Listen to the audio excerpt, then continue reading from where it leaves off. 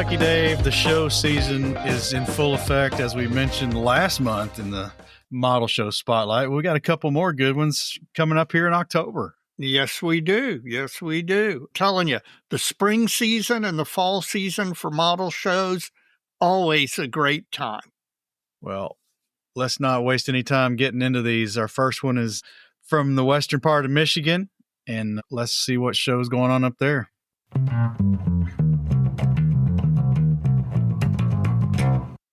Well, Dave, we've got first up tonight in our double bill, we got some folks from the West Michigan chapter of the IPMS. We got Andrew DeBoer and Dave Kettler from the West Michigan chapter. How you guys doing tonight?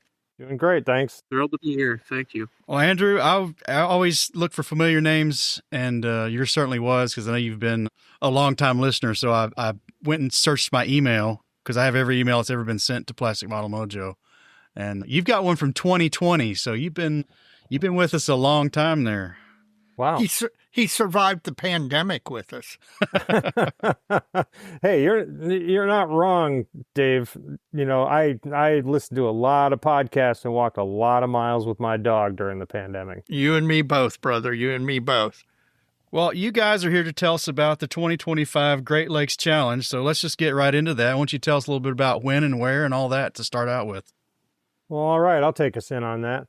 The Great Lakes Challenge is in Grand Rapids, Michigan on October 4, 2025. We are lucky because we are right at the Grand Rapids International Airport, Gerald R. Ford International Airport. He was from here. So we are lucky enough that we can have our event at a school. It's the West Michigan Aviation Academy. They have signage. We have signage. Makes it very easy to find. So this is under IPMS rules, essentially. It's a 1, 2, 3 contest.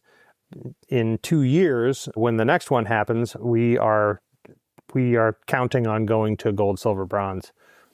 But this event will be a single-day contest, and it opens at 9 o'clock in the morning, and the award ceremony will be at 4 p.m. Sounds expeditious. Now, is this location where you've held this contest previously, or is this a new location for you? We've held this contest here the other 2 times. This is not a very old contest. It goes every 2 years. Originally, we were gonna do one on the west side of the state one year and one on the east side of the state the next year, but the west prevailed, and so it's an every other year thing, and that's fine with me. Well, good. Now, you say it's at an aviation school attached to or next to or co-located with the airport. Or is it a building, a hangar? What's the actual physical facility like? The answer to both those questions is yes. We don't actually use any of their hangar space for the contest. What we use is their front multi-purpose room, which is lunchroom, assembly room. You know, it's a multi-purpose space. You can see a picture of it on the contest website, and it actually has a couple of airplanes hanging from the ceiling, like real ones. Nice. So this school is aviation focused. It's a STEM public school. But they also have a gymnasium, which is connected to their multi-purpose room, and that's where we have the contest. It's huge. It's really well lit. It has the shiniest floor I've ever seen. And so it's a really great place to have a contest. It's got tons of space. We have, the front room is basically our vendor room, and that's great for the vendors because it is literally 30 steps from the curb where they're unloading into that room. So it's really convenient for the vendors. And the other thing that makes it really convenient for the vendors is that we have a ton of volunteer students from the Aviation Academy. And those kids are highly motivated and truly dedicated.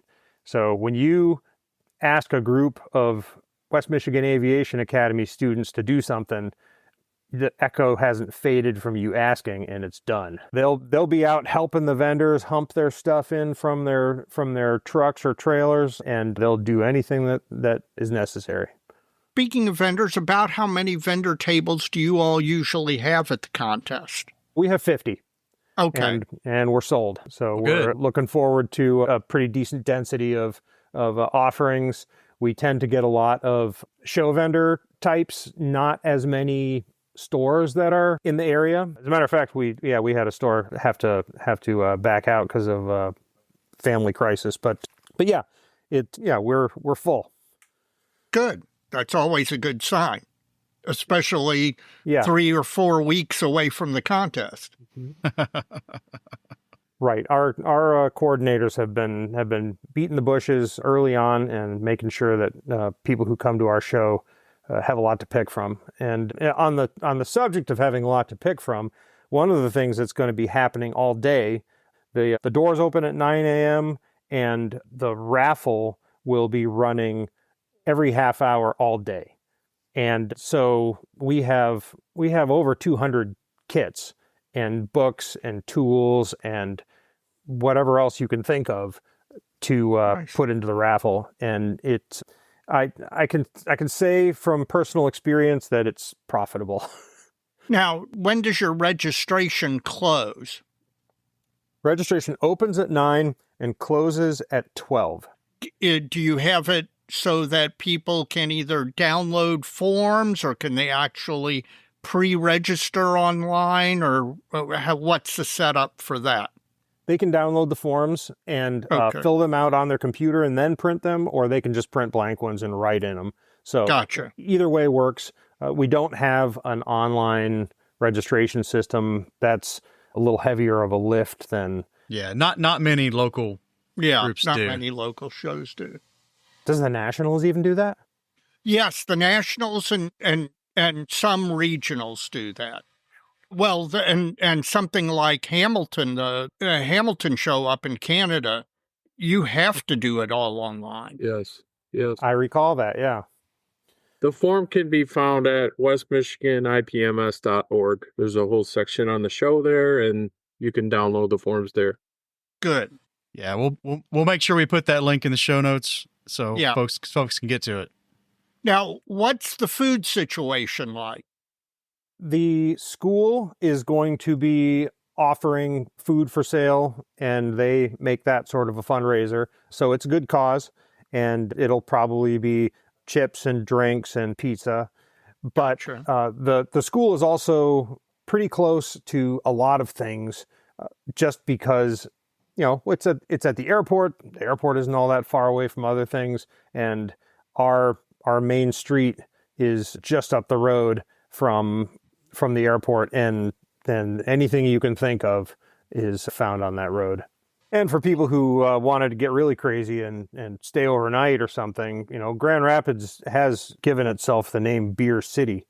And they're not kidding, because Founders Brewing is here. Yeah. We're right up the road from Bell's. Yep. We're right downstate from Shorts. So we don't have a problem. Well, it sounds like the venue and the fact that you have all these young students to help out with the logistics side of things, making your show kind of unique. Is there anything else you guys do that's different than a normal invitational type IPMS show? Well, this show does have seminars going all day. Okay. And we're also doing a make and take. So yeah, we'll have seminars on the hour from 11 a.m. to 3 p.m. I wish more invitational shows did that. As everybody who listens to the podcast knows, I am a huge fan of the seminars at the Nationals. And so I'm really happy to see a local show, an invitational, doing seminars. Well, I got to be honest, I'm kind of bummed that I'm going to be busy during this whole show, because I don't want to go to the seminars. There's one on weathering an Air Force Phantom, award-winning Gundams, creating display bases, and anybody who's been to Louisville to the show there has seen a couple of the bases by the guy who's conducting this seminar. He's kind of known for using rocks in his bases.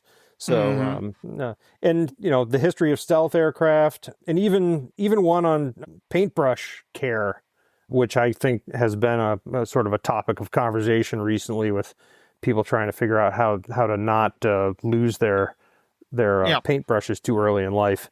Another thing that's interesting about this show that is unique compared with previous years in particular is that we're keeping the vendor or the contest room open during the judging. More and more shows are doing that. Yeah, and I recognize the perils of that, and sort of it could be inconvenient, and you kind of have to shoo people away sometimes. Hey, can you let us work here? But Yeah. I felt like it was really important for us to not take away that part of the event for 4 hours. Right. Well, 3.5 hours. I take that back. Yeah, because judging is from 12:30 to 4, and that just seemed like a real negative to me. So I got my way on that. Yeah, it really could hit hard for folks who are late arrivers. Yes. And then they can't come see the models until everything's done and over with the judging. So hopefully that'll work out. You won't have too much interference, and it'll all be good. Absolutely. Yeah, we're optimistic. We're really gonna maintain a positive outlook on that and see it for what it is, and that's just an opportunity. Like you took the words out of my mouth, Mike. The idea that somebody can come and register their models at 11:30 and not get locked out of the contest room an hour later. Yeah, that's true. Well, if they're going to see models, typically how big of a show is this in terms of entrance and number of entries on the table? 2 years ago, we had a little over 300 entries. Okay. And so, we only have 2 historic contests to gauge by, but the numbers are going up. So we're confident that we can exceed that this year. Now, do you have a theme for the contest or a special award or awards in addition to the regular 1, 2, 3 and the best of? Dave, I'm talking a lot. Do you want to get a word in edgewise here? I did want to mention that we do have a lot of science fiction and the Gundam categories that we do have here. So, Well, good. yes. Yeah, we have. Let me pull this up so I'm not completely mangling this. We have 5 special categories that we're going to be giving awards on, and one is the best Great Lakes subject or theme award. Could be a lake freighter or a Coast Guard helicopter. Could be anything, but Great Right. Lakes subject. Best model by a West Michigan Aviation Academy student. Best documented replica. The SPUD Award for Excellence in Aircraft Modeling. You may have seen that award at the Nationals a number of times. One of our founding members, 51 years our club has been in existence. One of our founding members was named Spud Ensing, and his son Gordo is still a member of the club, and he gives an award every year for an aircraft model that represents a type that his dad flew in. His dad was in the Air Force and the Navy and flew in a number of types and worked on a number of types. So the Spud Award is always fun to give out. And then the 5th category is best model by a female modeler. Oh, okay. Yeah, the West That's Michigan nice. Aviation Academy has a scale modeling club, and our club works very closely with them to sort of pass on what we know and remove some of the mystery.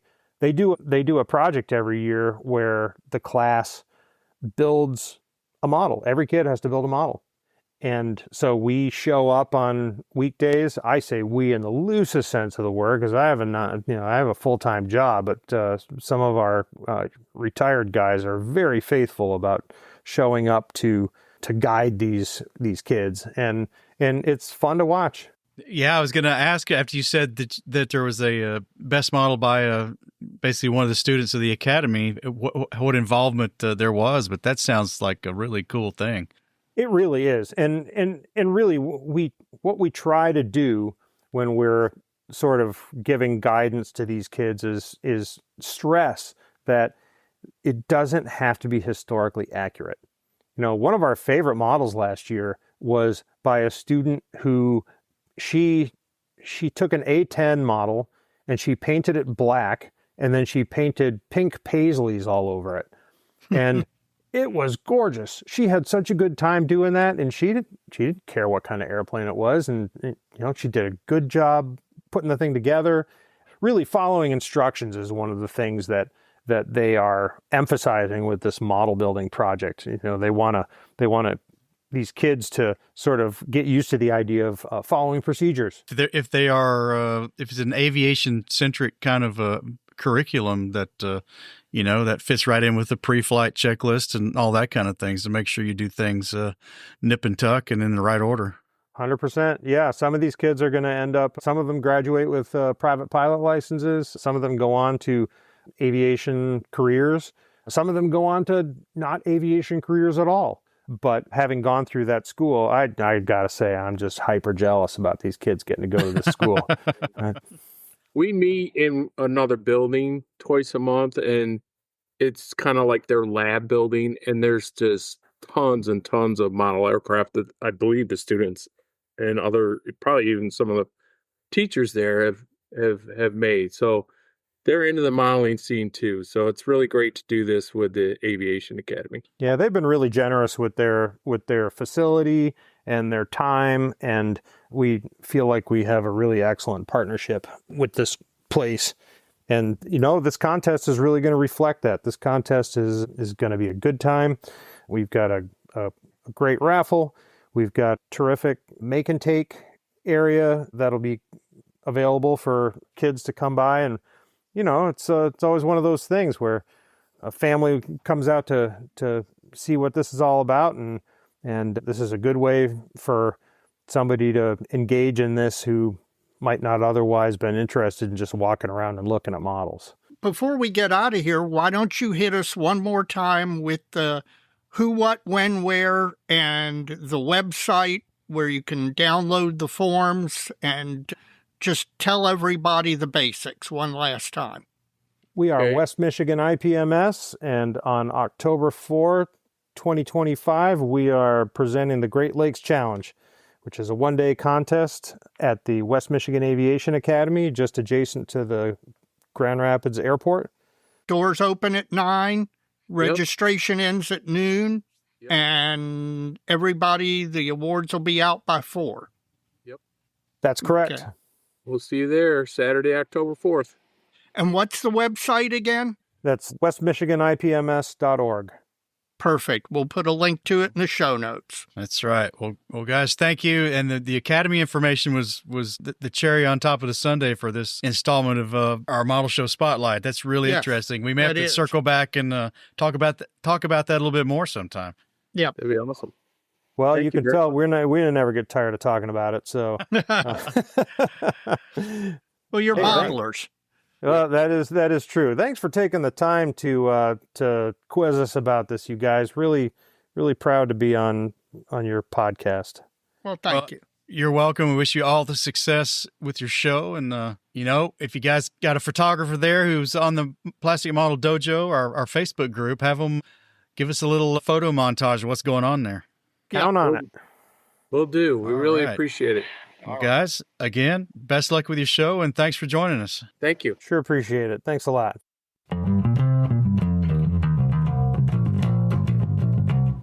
That's one we ought to get to at some point, Dave. It's not that far. It isn't, and not only that, it sounds like they've got a really neat facility right next to the airport with a really good show. We need to get to it. Well, I almost asked him if it was called Gerald Ford Airport because that's where he fell down the stairs. Yep. Apparently not. No. But it's a good joke anyway. It would have been. I should have hit it during the moment, though. It doesn't quite work now, does it, folks? Jokes aside, Dave, the next one is right up here across the state line in Cincinnati. It's a show that we often make, and gosh, we've been going to this show quite a bit when we can. Yeah. I've not been every year. Maybe you have, but I haven't. But I've been to the show a lot. I've been to the show a lot, too.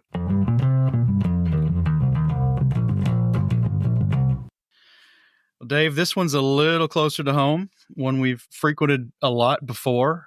It's one that's near and dear to our heart, and one where, gosh willing, and the creek don't rise, we're actually going to be at this year. Let's not kill too much time getting into this. Let's welcome Mike Ward from the Cincinnati Scale Modelers to Plastic Model Mojo's Model Show Spotlight. How you doing, Mike? Hey, great, guys. Thanks for having me. Really appreciate you bringing me on tonight and sharing some details about the show coming up. This is Well, fantastic. well, you're welcome, and we thank you too. We like to double bill these when we can, and it's kind of a double this time. I know you guys are pretty tight with Stuart Clark and Terry Measley on the Skill Model podcast, but they've been a little bit indisposed of late, and it didn't look like they were going to get you on. So we thought we'd ask, and you took us up on it, so we appreciate it. Oh, great. Well, we want to get the word out. Mike's not kidding. Cincinnati is a show that is near and dear to our heart. I've been going for longer than I can remember and have so many great memories. So we're thrilled to have you all on and to be able to promote the show because we want to see it succeed. So why don't you tell us the who, what, when, where, and why? Fantastic. Yeah, so it's a Cincinnati Scale Modelers 2025 show, and it's going to be on Saturday, October 18th from 9 a.m. to 4 p.m., and it's held at the Tri-State Warbird Museum, which is right at just outside of Cincinnati, about 5 minutes from the 275 exit at Eastgate. The address of the museum is 4021 Borman Drive, Batavia, Ohio, 45103. And the why, it's like years ago, COVID hit, we lost our old venue, and one of our club members is a docent at the museum and connected us there. And this has become a really great venue for the show.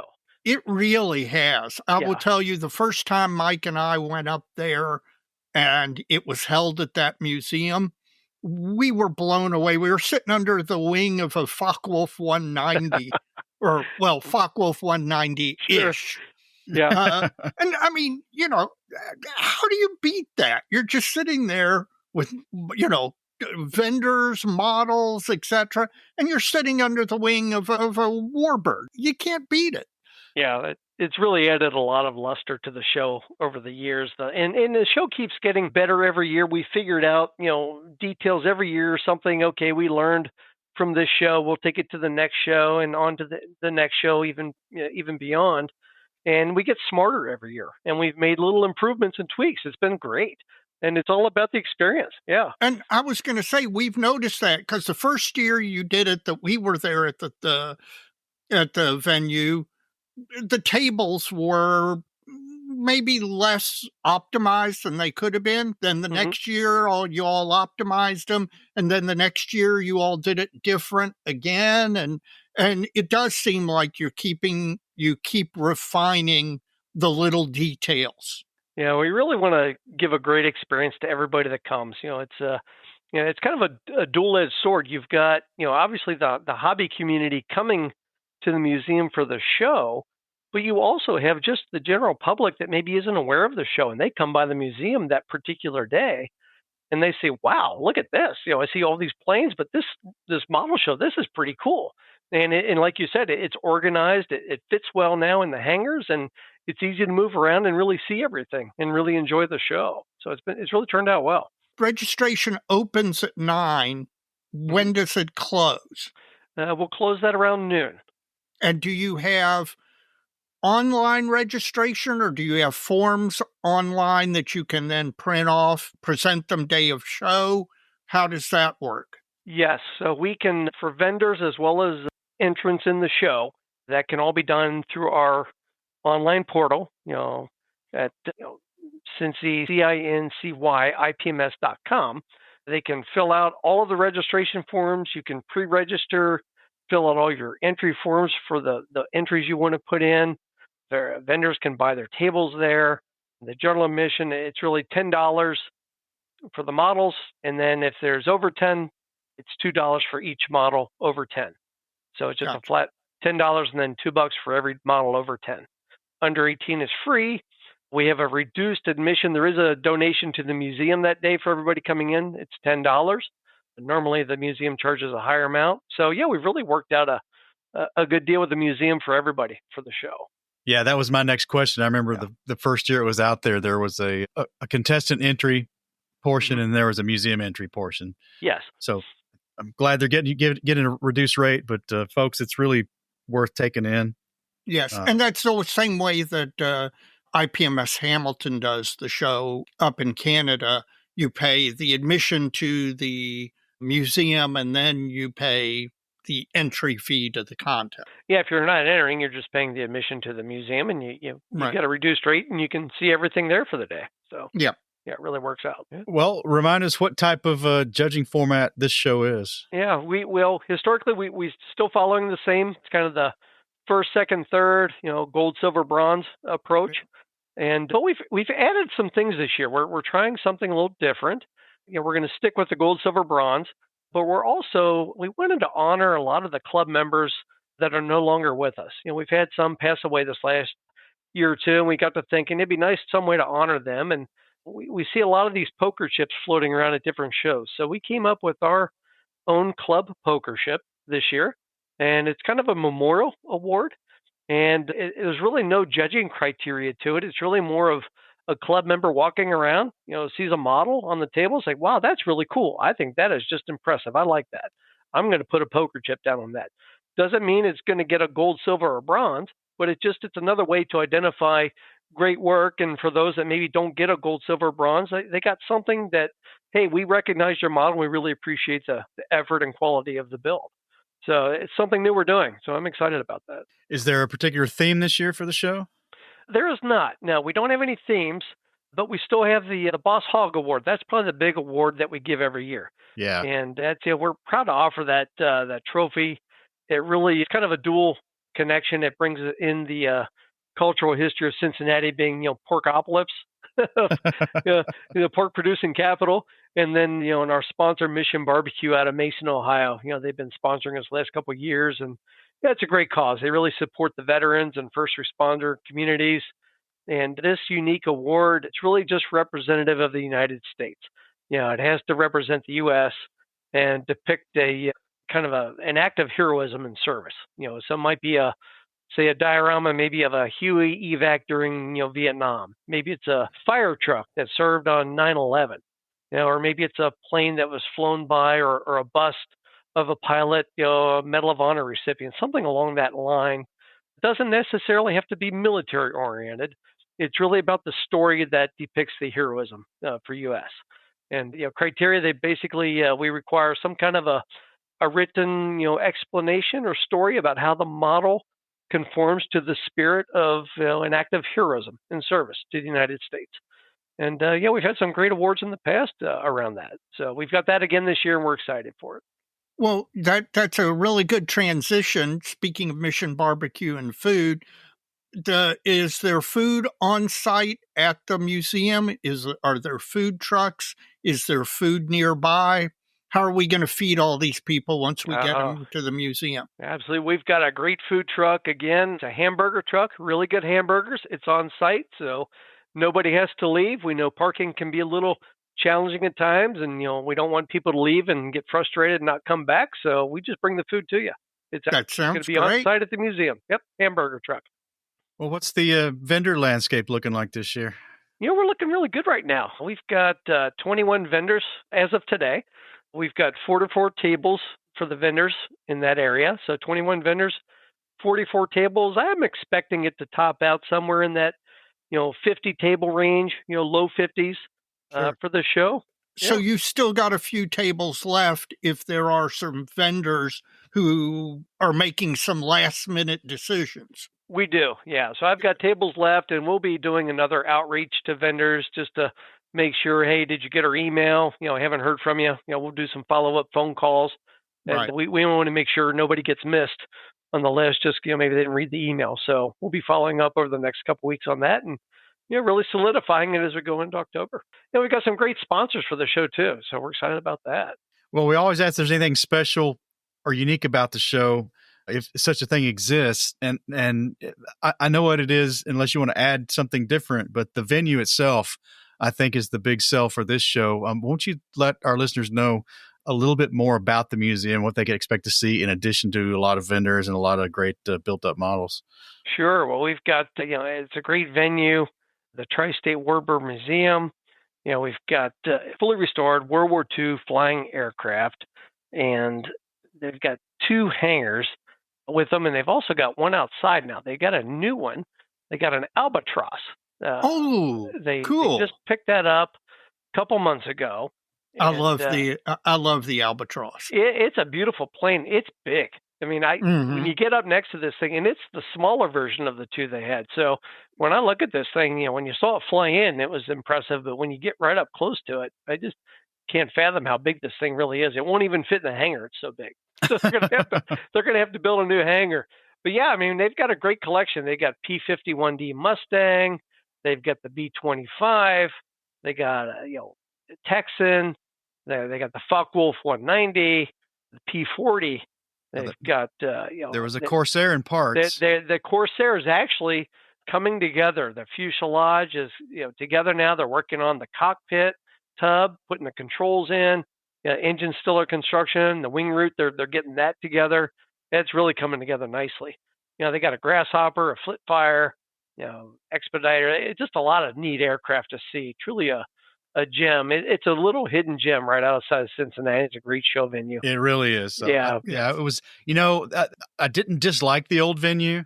I think in some regards I don't know what additional space there was at that school, but I know that the vendor space was starting to get a little tight. Yeah. It was tight. It was a lot of work at that one. And, we had some very strict limitations. So this is really, the Warbird Museums have just been a great partner. They've really worked with us to, flesh out a couple kinks early on that we both had, and we've, come to terms on it. It's really worked out well. But yeah, I love the venue. The only other thing I guess I would add, it's kind of supports our club motto. We build history and imagination. So, we're, building history right there at the show. World War II depicted at the museum. We've got history across all the other categories and subjects in our entries, and then the imagination with the sci-fi and other non-historical subjects. So just a great venue altogether, and really looking forward to the show. It's always great. You've mentioned the poker chips and the Boss Hog Award. Is there any other special awards at the show other than the typical best ofs? Yeah, not any other special awards at the moment. Not to say something couldn't be added, but really just working on the best of categories, best of show. We've modified those acrylic trophies a little bit. Best of show now is a little bit larger trophy than everything else. We've also upgraded our coin awards. So we'll be putting out some of the older coins from last year that we had left over, as well as some new coins. We've added some color and tried to turn that up a notch and change the design a little bit. So a lot of the entrants will be seeing that as they, for those that medal, they'll be seeing the new coins too. So just another way to try to increase the value and the experience of the show. One thing we've not mentioned yet is the presence of a raffle situation. Oh yeah. Two great raffles. We've got our regular raffle, which typically we have, 70, 80, items available. And then we've got the super raffle, and that raffle has done well in the past years, and a lot of attraction there. Those items in that super raffle are typically $100 or more in value. And, we have some really great kits. We've got some good donations. Blackheart Studio or Blackheart Enterprises gave us some, large busts for that. Squadron gave us some nice items to put in there. And we've got some other things that we're working on still. We're still waiting on some items from Revell, MRC, ICM. We got some Daniel Found Miniatures coming. So just a lot of other great sponsors along the way. And there's others I haven't mentioned. But yeah, just a lot will be showing up in that raffle. It's very unique, and I think everybody be happy with it. So. Well, I'm glad you mentioned the Brandon and Squadron. You'd reached out to them and they'd supplied you some stuff. He's a very much a supporter of the hobby in the industry. So I'm glad you were able to do that. Yeah. They're really generous for us, and very happy to have them on board as a sponsor and help promote them too. Well, before we wrap up here, why don't you hit us with the who, what, when, where, why one more time so that everybody knows where to go? Because I'm telling you, if you're within driving distance of Cincinnati, y'all need to go to this show. Yeah, definitely. Thank you. Yeah, again, the Cincinnati Scale Modelers 2025 show, Saturday, October 18th, 9 a.m. to 4 p.m., and it's at the Tri-State Warbird Museum. It's a beautiful venue. Like I said, over 10 different fully restored flyable World War II aircraft. You'll see the displays of the models under the planes in the hangar, and you can buy the model of a B-25 under the wing of a B-25. What better way to celebrate the show? Absolutely. The address is 4021 Borman Drive, Batavia, Ohio 45103. And if there's any other questions or registration, questions, that can also be found at our website for the club at www.cincyyipms.com. So, looking forward to a great show and hope we get a great turnout for it. It's going to be a lot of fun. Looking forward to it. We'll drop links to the club website and the museum into the show notes to this so people can find that easily. And I want to thank you for joining us for this segment and wish you all the best with your show. Thank you. I appreciate you really having us on and helping partner with us to promote the show. It's been great working with you guys and look forward to seeing you in October. All right. Glad to do it. Take it easy. Take it easy. Take care.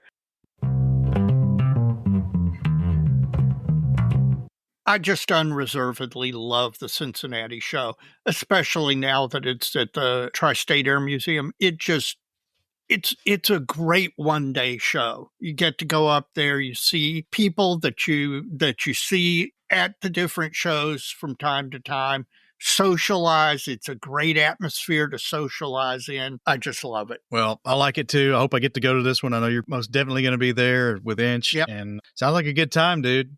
Yep. Well, this is going to drop with one more opportunity, Dave, to pitch the MMCL show at Paracat Springs Convention Center in Shepherdsville, Kentucky. And I'm definitely going to be there, and Inch is going to be there, and you're going to be there. Yep. So, folks, you got about a week. Yeah, September 27th. To get your plans in order to get to that show. It's going to be a good time. It's a great facility, and always a lot of fun. We do a good job, Dave. Yeah, and come by and see us. We're going to have a table there. We're going to be setting up. We're going to be recording a little. Come by and see us. We'd love to see you at the show. Well, folks, if you can't get to any of these, get to one somewhere. Exactly.